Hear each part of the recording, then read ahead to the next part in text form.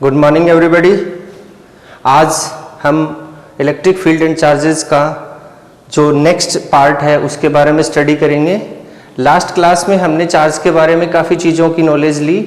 उसमें हमने चार्ज के इंट्रोडक्शन के बारे में और चार्ज को बेंजामिन फ्रैंकलिन ने किस तरीके से उसकी डिस्कवरी की और उसके बारे में कितनी सारी हमें प्रॉपर्टीज़ बताई, कैसे उसका नॉमिनेशन हुआ, मतलब किस तरीके से पॉजिटिव नेगेटिव उसका नाम रखा गया था, और चार्ज को कैरी करने के लिए जो एलिमेंट्री पार्टिकल इलेक्ट्रॉन माना गया था उसके बारे में भी लास्ट क्लास में हमने डिस्कस किया।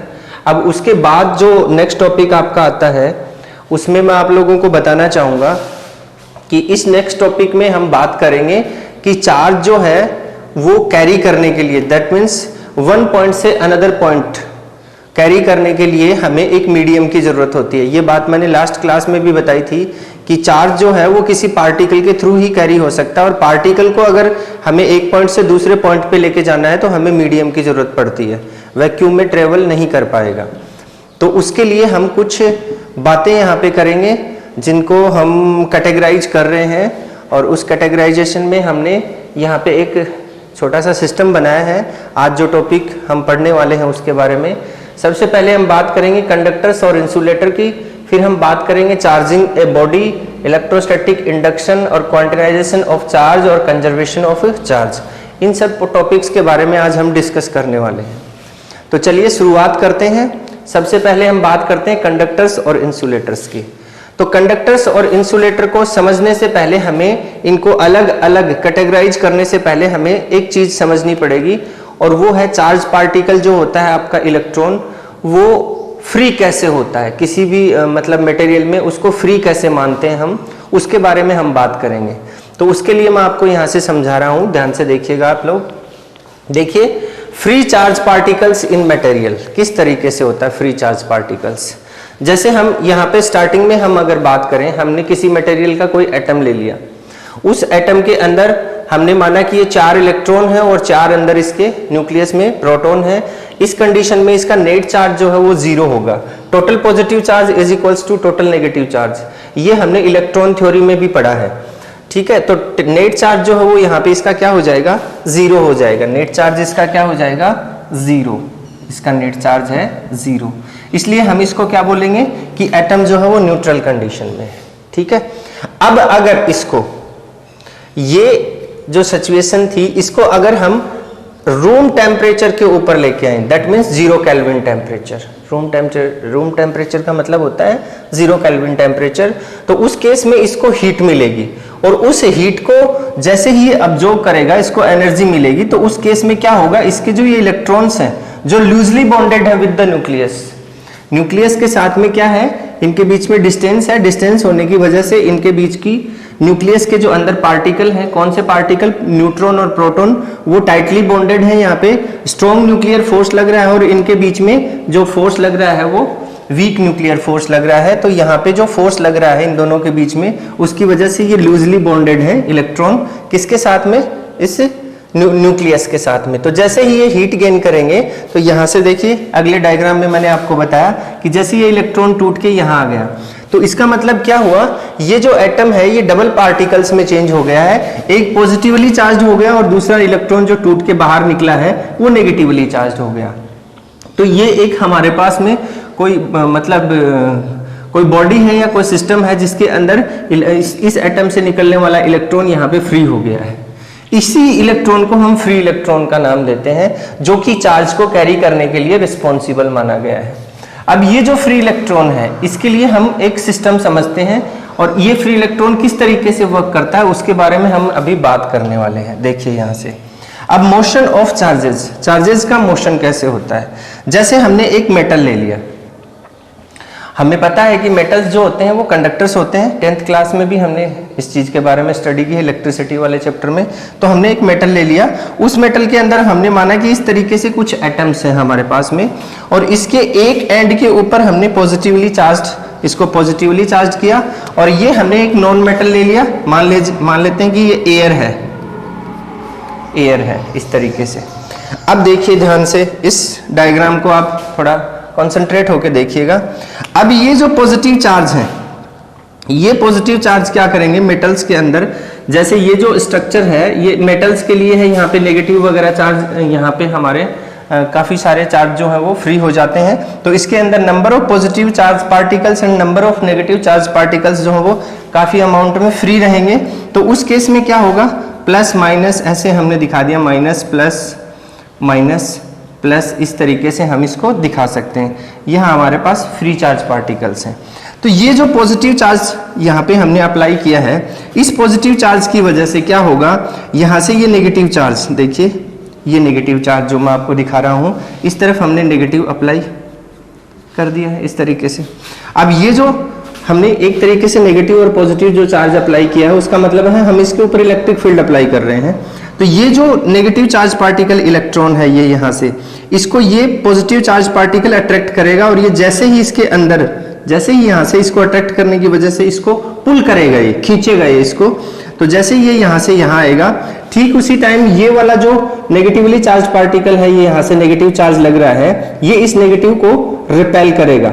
तो रिपेल करने की वजह से ये इसके अंदर एंटर हो जाएगा, और एंटर होने की वजह से जैसे ही जिस टाइम ये बाहर निकलता है, उसी टाइम एक इलेक्ट्रॉन इसके अंदर आ जाता है। अब उस अंदर वाले इलेक्ट्रॉन को दोबारा से इस तरफ प्रोसेस होगी, तो दोबारा से इस तरफ प्रोसेस होने की वजह से देखिए दोबारा से यहाँ से मान लीजिए कि इसने इस इलेक्ट्रॉन को अट्रैक्ट किया, एटम वाले इलेक्ट्रॉन को।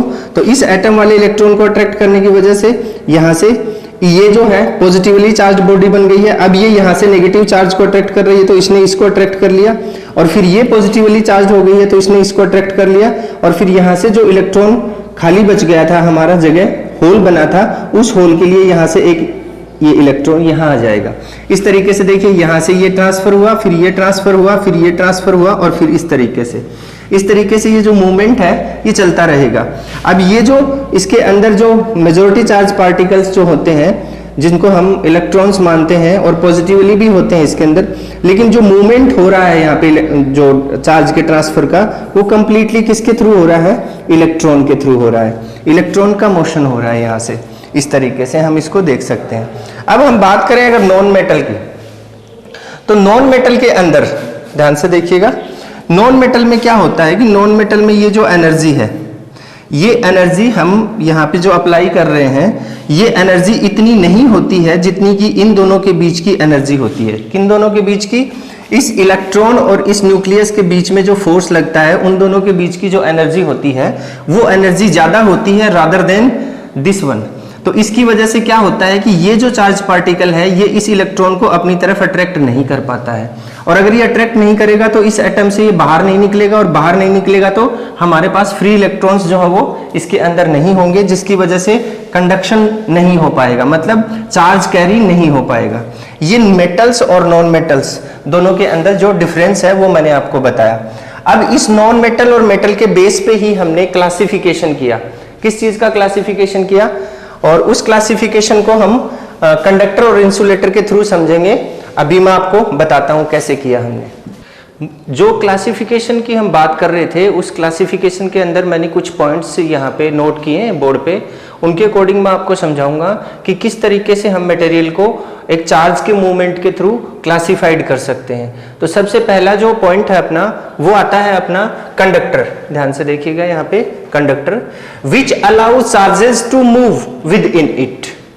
जैसे हमने अभी थोड़ी देर पहले पढ़ा था एक मेटल का एग्जांपल लेके, उसके अंदर अगर उसके टर्मिनल्स के ऊपर मतलब मान लीजिए ये आपके कोई कंडक्टर है, कोई मेटल है, इसके दोनों तरफ हम नेगेटिव और पॉजिटिव जो इलेक्ट्रिक फील्ड अप्लाई करेंगे, मतलब तो उस केस में क्या होगा, इसके अंदर जो नंबर ऑफ फ्री इलेक्ट्रॉन्स होंगे, और फ्री इलेक्ट्रॉन्स क्यों होते हैं इसके अंदर, क्योंकि 0 केल्विन टेम्परेचर के ऊपर जो एटम्स हैं इसके अंदर, उनको हीट मिलती है, जो अभी मैंने आपको बताया था, पूरा सिस्टम समझाया था।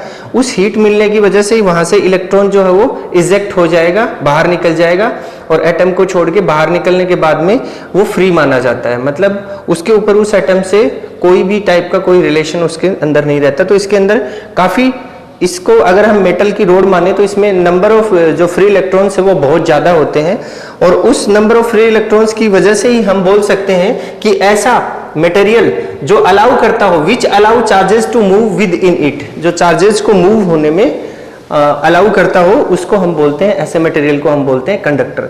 अब देखिए एग्जांपल्स के तौर पे मेटल्स, यूनिवर्स में जितने भी मेटल्स हैं उनके पास नंबर ऑफ फ्री इलेक्ट्रॉन्स होते हैं, इस वजह से हम इसको किस में लेते हैं, कंडक्टर्स में। इलेक्ट्रोलाइट का मतलब होता है जैसे हमारे पास बैटरी होती है, बैटरी के अंदर एक केमिकल एक सॉल्यूशन हम भर के रखते हैं, उस सॉल्यूशन को हम जैसे फॉर एग्जांपल HCl है, उसमें डबल H पॉजिटिव और Cl नेगेटिव, क्लोरीन के नेगेटिव आयन और हाइड्रोजन के पॉजिटिव आयन होते हैं, तो उसके अंदर जो क्लोरीन के आयन जो मोशन करते हैं one terminal to another terminal, वो भी इसी के लिए हम यूज में ले सकते हैं, इसी का एक एग्जांपल वो बन सकता है। इलेक्ट्रोलाइट्स जितने भी होते हैं वो भी हमारे किसके लिए होते हैं, कंडक्टर के लिए।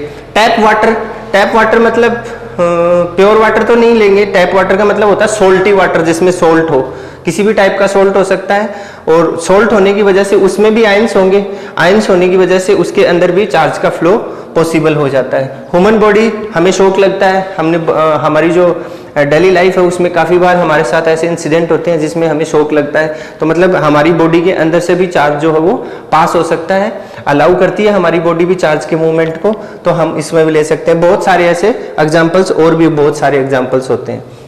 इसके साथ यहाँ पे एक छोटी सी मैंने लाइन लिखी है, मैक्सिमम कंडक्टिविटी बेटर कंडक्टर। जो मटेरियल ज्यादा से ज्यादा चार्ज को अलाउ मतलब पास होने के लिए अलाउ करता है, ज्यादा से ज्यादा, मैक्सिमम से मैक्सिमम, उसको हम बोलते हैं कि उस मटेरियल की जो कंडक्टिविटी है वो ज्यादा है, और कंडक्टिविटी ज्यादा है इसलिए हम क्या बोलेंगे कि वो एक बेटर कंडक्टर है। इस चीज को हम यूज लेंगे, हम एक टॉपिक यहाँ पे डिस्कस करेंगे जिसको हम बोलते हैं डाई इलेक्ट्रिक स्ट्रेंथ।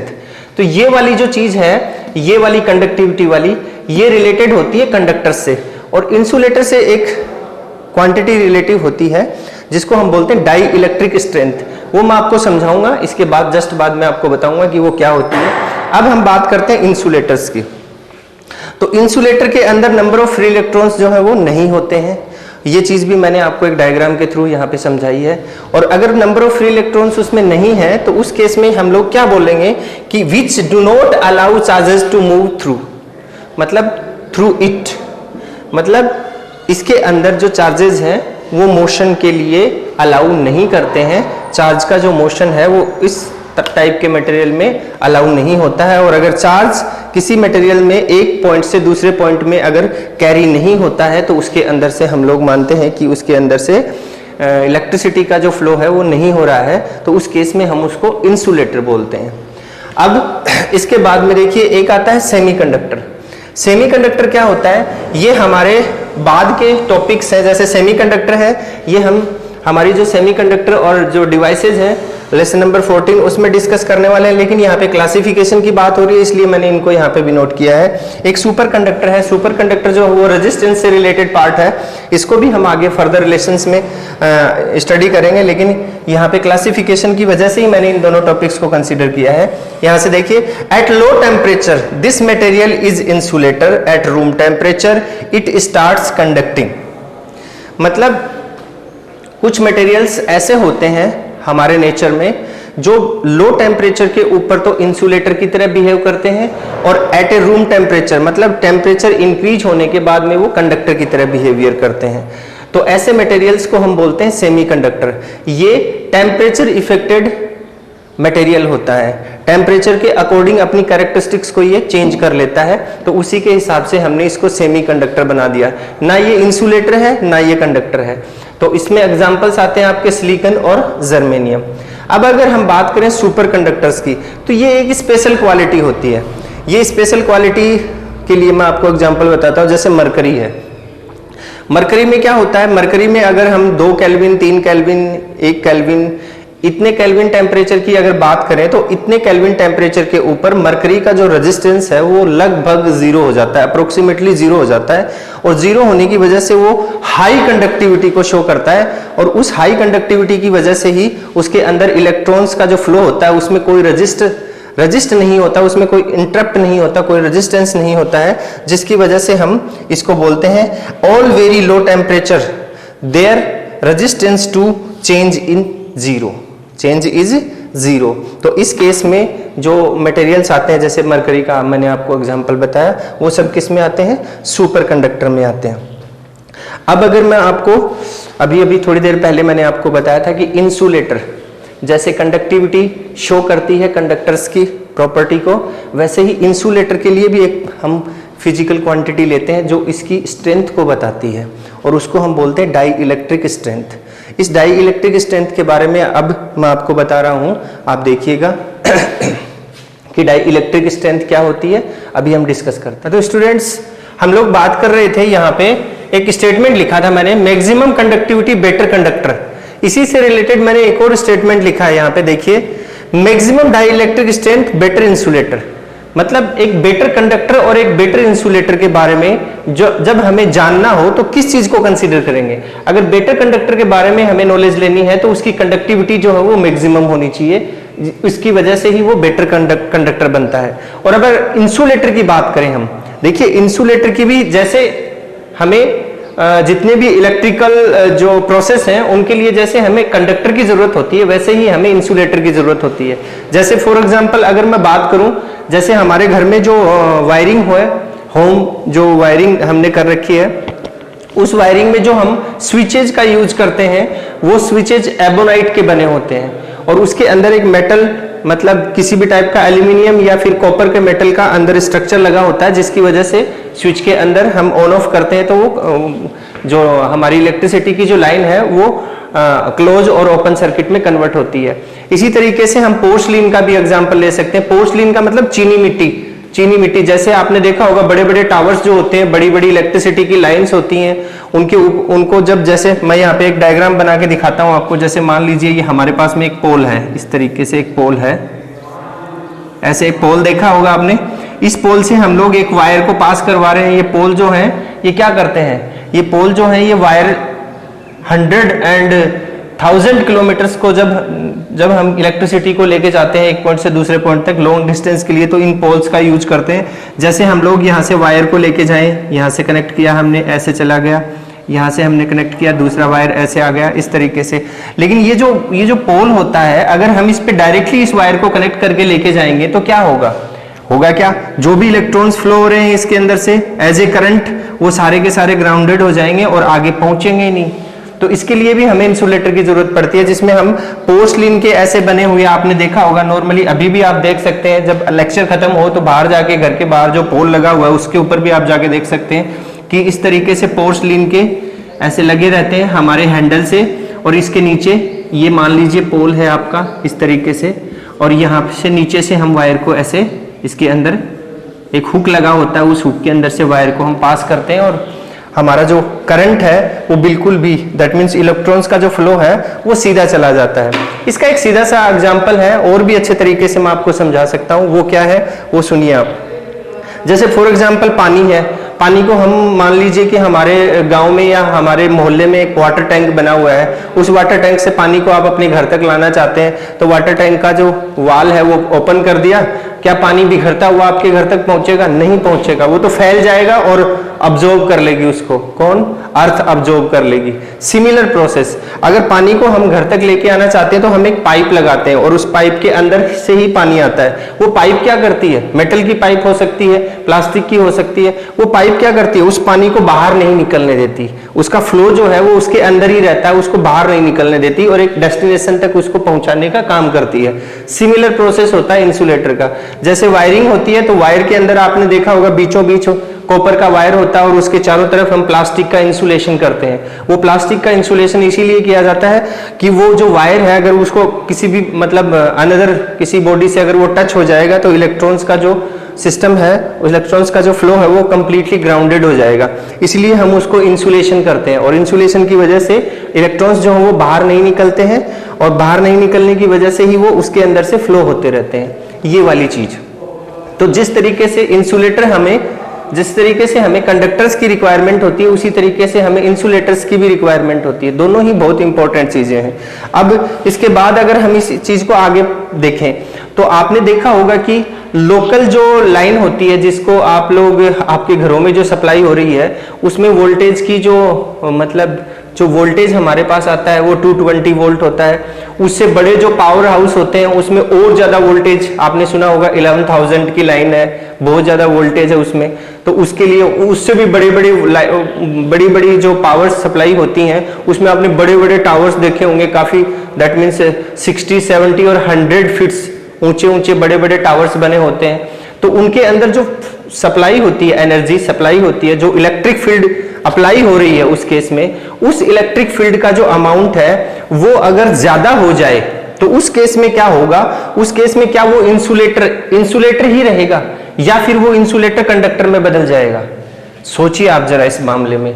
डेफिनेटली वो जो इंसुलेटर है वो कंडक्टर में बदल सकता है, और कैसे बदल सकता है इसके लिए मैं आपको यहाँ पे एक छोटा सा डायग्राम बना के बताता हूं, और उसी से रिलेटेड हम समझेंगे कि डाई इलेक्ट्रिक स्ट्रेंथ क्या होती है। अब देखिए, मैंने थोड़ी देर पहले आपको एक इंसुलेटर का डायग्राम बना के यहाँ पे बताया था कि इस तरीके से अगर हम यहाँ पे plus plus plus plus charge को अप्लाई करते हैं, इसके अंदर ये एटम्स हैं हमारे पास में, जैसे ये एटम्स हैं हमारे पास प्लस, ये एटम्स देखिए आप इस तरीके से हम एक डायग्राम को ड्रॉ कर रहे हैं यहाँ पे, और इधर नेगेटिवली चार्ज हमने अप्लाई किया। तो अब देखिए, अगर मैंने थोड़ी देर पहले आपको बताया था कि ये जो इलेक्ट्रॉन है ये यहां से नहीं टूटता है और इसमें फ्री इलेक्ट्रॉन है नहीं, insulator that means non metal, इसमें फ्री इलेक्ट्रॉन्स तो है नहीं, और अगर हमें इस एटम की इलेक्ट्रॉन को यहां से तोड़ना है, यहां से बाहर निकालना है, तो ये जो आपने अप्लाई की है इलेक्ट्रिक फील्ड, इसकी जो स्ट्रेंथ है वो इस न्यूक्लियस और इस इलेक्ट्रॉन के बीच में लगने वाले फोर्स से कम होती है, तो ये यहां से कम फोर्स लगाएगा तो इसको तोड़ नहीं पाएगा। तो हमने क्या किया, इसको हाई कर दिया, इतना ज्यादा कर दिया इसको कि इस इलेक्ट्रिक फील्ड के थ्रू जो अप्लाइड फोर्स है वो फोर्स इस इलेक्ट्रॉन और इस न्यूक्लियस के बीच में जो फोर्स लग रहा है उससे ज्यादा हो जाए। उस केस में क्या होगा, ये इलेक्ट्रॉन यहां से टूट जाएगा, और टूट जाएगा तो यहाँ पे पॉजिटिव चार्ज बनेगा, और उस पॉजिटिव चार्ज की वजह से ये यहां से अपने इलेक्ट्रॉन को गेन करने की कोशिश करेगा, और फिर ये गेन करने की कोशिश करेगा, और फिर सिमिलर प्रोसेस होगा दोनों में, इसमें होगा फिर वही प्रोसेस इसमें होगा, और फिर यहां से ये इलेक्ट्रॉन आ जाएगा, तो इसके अंदर क्या होगा, फिर कंडक्टिविटी शुरू हो जाएगी। ऐसे ही अगर मैं आपको एक एग्जांपल बताऊं, जैसे मान लीजिए कि हमारे पास में कोई एक ऐसा मटेरियल है जिसको 1 लाख वोल्ट देने से, कितने वोल्ट देने से, 1 लाख वोल्टेज उसको देने से, और उसके इलेक्ट्रॉन जो है वो ट्रांसफर नहीं हो रहे हैं। सुन रहे हैं ना आप मेरी बात, 1 लाख वोल्टेज दे दिया फिर भी उसके इलेक्ट्रॉन ट्रांसफर नहीं हो रहे हैं, दैट मीन्स वो इंसुलेटर का इंसुलेटर ही बना हुआ है। लेकिन जैसे ही हम 1 लाख 1 वोल्ट करते हैं तो वहां से इलेक्ट्रॉन्स का जो है ट्रांसफर शुरू हो जाता है। इसका मतलब क्या हुआ, ब्रेकडाउन। किसका ब्रेकडाउन हो गया, इंसुलेशन का ब्रेकडाउन हो गया है। और इस ब्रेकडाउन के चलते ही हम आपको समझा सकते हैं कि जो ब्रेकडाउन हुआ है, जैसे एयर के लिए ब्रेकडाउन की जो कंडीशन होती है, ब्रेकडाउन मैं लिख रहा हूं यहां पे, breakdown electric field, breakdown electric field, और एयर के लिए जो होती है ये 10 to the power 6, 3 into 10 to the power 6 newton पर कूलाम होती है। न्यूटन पर कूलाम क्यों, क्योंकि E इज इक्वल्स टू क्या होता है, F अपॉन Q, तो इसके लिए F के लिए न्यूटन और Q के लिए कूलाम, न्यूटन पर कूलाम हमने लगाया यहाँ पे, तो इतनी होती है 3 into 10 to the power 6 newton पर कूलाम होती है। तो जैसे ही 1 लाख 1 वोल्ट लगाया तो यहां से इलेक्ट्रॉन का ट्रांसफर होना शुरू हो गया। तो वो जो कितने के बाद में हुआ, जस्ट 1 लाख के बाद में। तो ये जो मटेरियल है, इसी के लिए मैं एग्जांपल बता रहा हूं, ये मटेरियल क्या बना उस केस में, इस मटेरियल की डाइलेक्ट्रिक स्ट्रेंथ क्या हुई, 1 लाख वोल्टेज। कितनी हुई, 1 लाख वोल्टेज, मतलब 1 लाख वोल्टेज तक ये मटेरियल जो है ये सह सकता है, इसकी कैपेसिटी है कि ये 1 लाख वोल्टेज तक सह सकता है, और 1 लाख वोल्टेज तक ये अपनी प्रॉपर्टी को चेंज नहीं करता है। तो हम इसकी डाई इलेक्ट्रिक स्ट्रेंथ बोलेंगे, उसको क्या बोलेंगे, डाई इलेक्ट्रिक स्ट्रेंथ। तो यहां से देखिए, dielectric strength of an insulator is maximum electric field it can withstand before it break down and become a conductor. ये है आपकी डाइलेक्ट्रिक स्ट्रेंथ। ये जो है it's an important topic for the further जो study है उसके लिए ये बहुत ही इंपॉर्टेंट चीज है, इसीलिए मैंने आपको एग्जांपल के तौर पे समझाया है। अब अगर हम बात करें, जैसे मैंने आपको बताया कि एयर के लिए 3 into 10 to the power 6 newton पर कूलाम होता है। अब सुनिए आप ध्यान से, हम थोड़ा नेचुरल फिनोमेना में चलते हैं। नेचुरल फिनोमेना में मैं आपको बता देना चाहता हूं कि जैसे आपने देखा होगा बारिश के मौसम में जब बहुत सारे बादल, घने बादल आसमान में छाए रहते हैं, उस कंडीशन में हमें बिजली चमकती हुई दिखाई देती है, जिसको हम नॉर्मल वे में, जो हमारी कॉमन भाषा है उसमें बोलते हैं कि बिजली कड़क रही है। और फिर कभी कभी क्या होता है, वो बिजली कड़कती हुई आपको अर्थ की तरफ आती हुई भी दिखाई देती है। ठीक है, उसी को देखते हैं हम। हाँ, तो उसमें क्या होता है, उसमें होता है कि जैसे ही कोई इलेक्ट्रॉन, जैसे मान लीजिए ये इलेक्ट्रॉन है और ये कोई एटम है, जैसे ये इलेक्ट्रॉन बहुत तेजी से आके इसको स्ट्राइक करेगा, किसको, एटम को, तो उस केस में क्या हुआ, उस केस में ये बहुत तेजी से आके इसको स्ट्राइक करता है, तो उस केस में एक स्पार्क होता है। स्पार्क मतलब एक डिस्चार्जिंग का प्रोसेस होने की वजह से, मैंने आपको लास्ट क्लास में बताया था कि जैसे ही कोई मतलब कोई भी बॉडी अपने चार्ज को डिस्चार्ज कर दी है, तो उस केस में वो अदर फॉर्म में, अदर एनर्जी की फॉर्म में वो उसको रिप्रेजेंट करती है, जैसे हीट है, लाइट है, या फिर साउंड है, अदर कोई फॉर्म हो सकती है। तो वैसे ही मैं आपको बता रहा हूं, जैसे ही कोई इलेक्ट्रॉन आया और इसको, एटम को हीट करता है इस केस में, तो उस केस में क्या होगा, उस केस में वो अपनी एनर्जी को, जब वो डिस्चार्ज होगा तो अपनी एनर्जी को रिलीज करेगा, और वो जो एनर्जी है वो एक स्पार्क में, मतलब एक लाइट की फॉर्म में होती है, एक साउंड की फॉर्म में भी हो सकती है, और एक हीट की फॉर्म में भी हो सकती है। तो जैसे ही बहुत सारे जो एटम्स हैं और बहुत सारे जो इलेक्ट्रॉन्स हैं एटम्स के साथ में, जो क्लाउड्स में बने हुए हैं, उस केस में जो क्लाउड्स आपस में फ्रिक्टेड होते हैं और एक दूसरे के अंदर उनके एटम्स और इलेक्ट्रॉन्स के बीच में जब कोलिजन होता है, तो उस केस में लार्ज अमाउंट में shining, that means large amount में मतलब लाइट एनर्जी जो है वो प्रोड्यूस होती है, और उसके साथ साथ साउंड एनर्जी भी लार्ज अमाउंट में प्रोड्यूस होती है। क्यों होती है, क्योंकि उस केस में वो कंडक्टिविटी, मतलब उसका डाइलेक्ट्रिक स्ट्रेंथ जो है वो 3 × 10⁶ न्यूटन पर कूलम से ज्यादा हो जाती है। देखिए बहुत ज्यादा है, ये इतने से ज्यादा हो जाती है। क्यों हो जाती है, क्योंकि जो क्लाउड्स हैं उनका जो एरिया है और उनके अंदर जो नंबर ऑफ पार्टिकल्स हैं, चार्ज पार्टिकल, वो भी बहुत ज्यादा लार्ज अमाउंट में होते हैं, जिसकी वजह से ऐसा हमें देखने को मिलता है। और उसी की वजह से हम देखते हैं कि आकाश में जो है वो बहुत तेजी से बिजली चमकती है और कभी कभी अर्थ पे भी गिर जाती है। ये इसके अंदर हमें देखने को मिलता है। अब देखिए, ये आपको समझ में आ गया होगा, बहुत ही अच्छा टॉपिक है।